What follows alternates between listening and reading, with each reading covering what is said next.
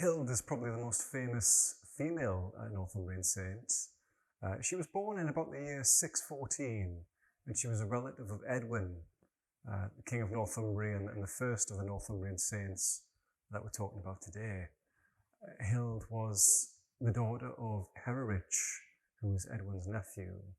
And like Edwin, Hererich had been forced into exile by Athelfrith and was living among the Britons in the kingdom of Elmet, which is near Leeds, when he was poisoned. And the story goes that Hild's mother, Bregaswith, had a dream where she couldn't find her husband.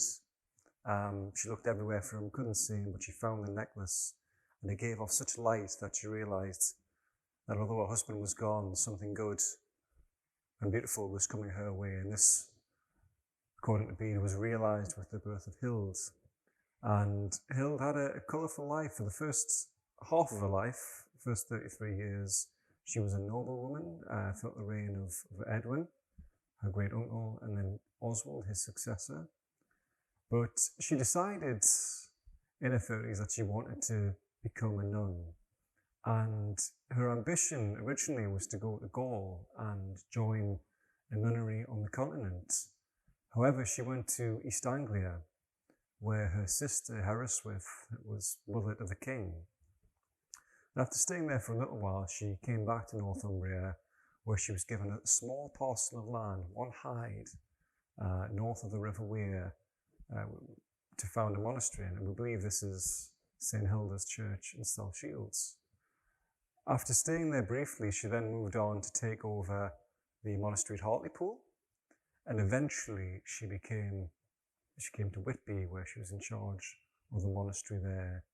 And this is significant because Whitby was the site of the Synod of Whitby in 664, which really decided whether the typical customs of the Roman Catholic Church or the more unorthodox practices of the Irish Church were to be adopted in Northumbria. And Hild, for all she had wanted to spend time in a church on the continent, ultimately came out on the Celtic side and supported Corman, who was the Bishop of Lindisfarne at that time. She was very well regarded.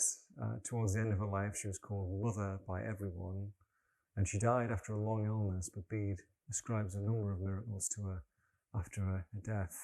And Hild is something of a cult figure. She's the most prominent female in Bede's history, I would say, compared to other figures in Northumbria, and she's been the subject of a lot of books and films and other media ever since. So, really cool figure if you'd like to check her out online.